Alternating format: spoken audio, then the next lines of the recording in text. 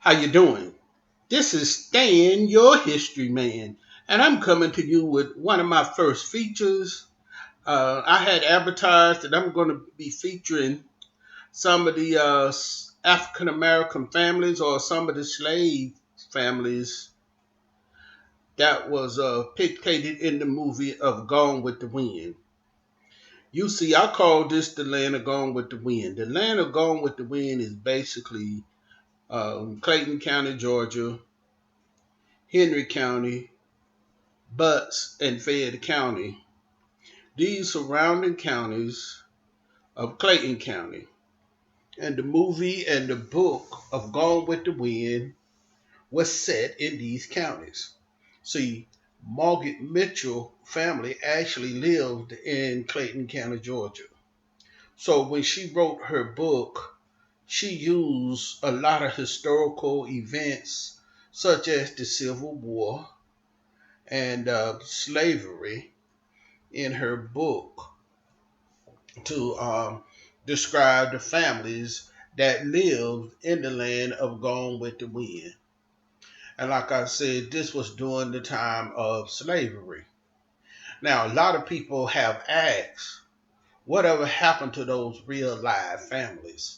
So, today I'm going to feature one of the real live families that actually lived through the Civil War and lived in Clayton County, Georgia, where the book and the movie took place. Now, this lady name is Melvinia Shields. And Melvinia Shields is the great great grandmother of Michelle Obama. So Michelle Obama has roots in the land of Gone with the Wind. You see, Melvita was not born in Clayton County, Georgia, but she was willed to a family that lived in Rex, Georgia, and they were the Shields family. And Rex, Georgia is in Clayton County. Now, a book was wrote about Mavita and the Clayton County area. What I'm going to do is let you hear an interview from the author that wrote the book, and she's going to give you a brief history of Michelle Obama's great great grandmother and tell you what life was like for her in Clayton County at the time of the Civil War. So sit back, relax, and I want you to enjoy this interview. And afterward, after the interview is over with, I'm going to wrap it up and give you a little additional information. It's weekends on All Things Considered. I'm Laura Sullivan in for Guy Raz. From the moment Barack Obama became a presidential candidate, there's been a focus, even an obsession, on his family tree. It makes sense the branches spread from Hawaii to Indonesia. But little was known about his wife's family tree. Until now.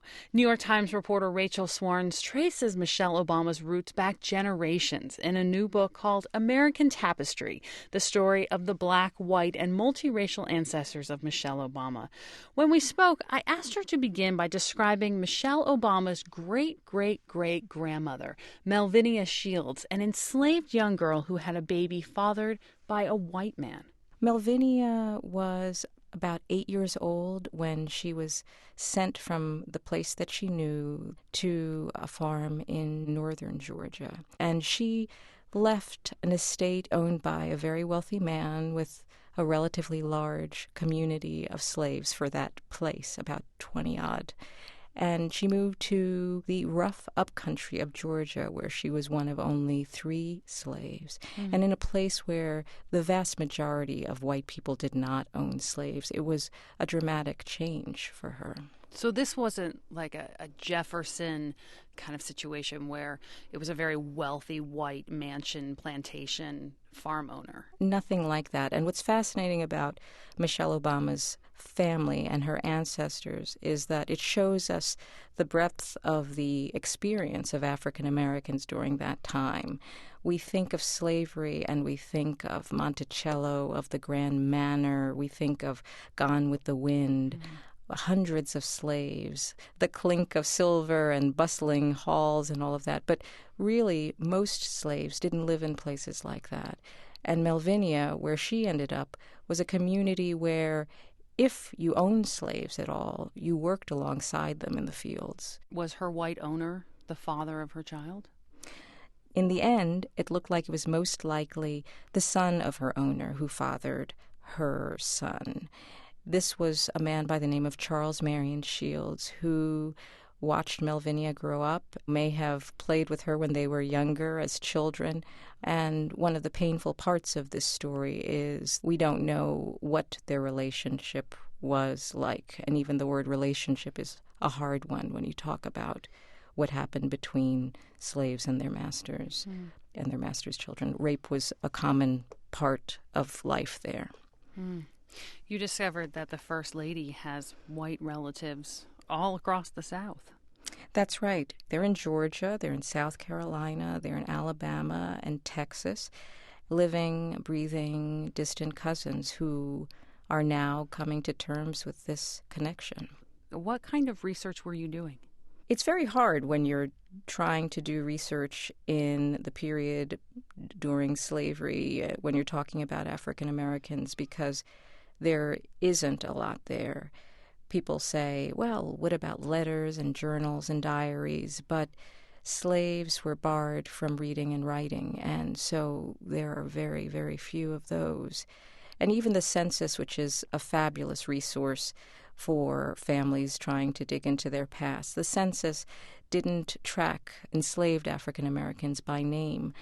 It wasn't until after emancipation that those enslaved people suddenly appear in the census. So it's not easy at all.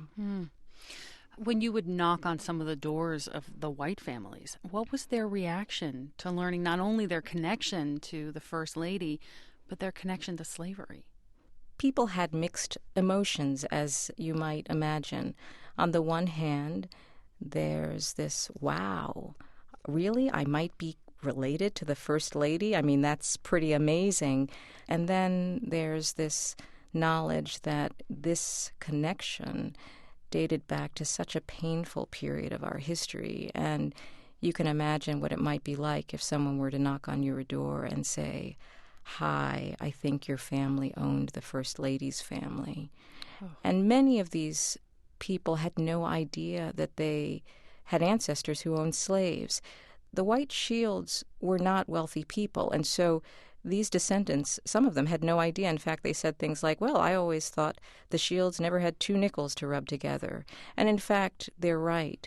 The Shields were not wealthy people. They inherited the slaves. You write about how Michelle Obama's maternal grandfather, Purnell Shields, would pass along all of these things to his grandchildren about his love of music and barbecue and his spirit. But you say that the one thing he did not pass down was the story of his white ancestry. Why did he keep that a secret? This kind of silence went across many generations. There were so many people I spoke to who said, when I asked about slavery or when I tried to find out more about our mixed ancestry, people simply didn't want to talk about it. A sense of wanting to distance oneself from a period that was really painful and really difficult, and in some ways to raise children that were unburdened by that period. And in some ways, that was probably a gift, but it made it much harder to find out really what happened in the past. Rachel Swarns is the author of the new book, American Tapestry, the story of the Black, white, and multiracial ancestors of Michelle Obama. Rachel, thank you so much for joining us. Thank you for having me. Thank you for tuning in to that presentation. I hope you enjoyed it. Again, I featured Melvinia Shields, the great great grandmother of the first black First Lady of the United States of America, Michelle Obama. Of course, her husband was Barack Obama, the first black president of the United States.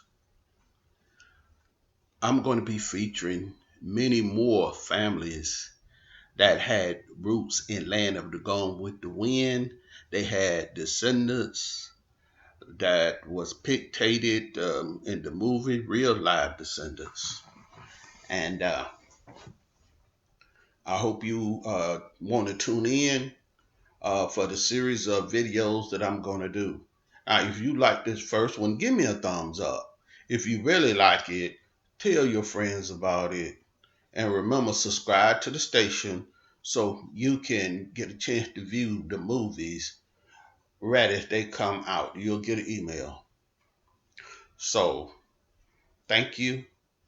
And I'm tuning out. And this is Stan, your history man.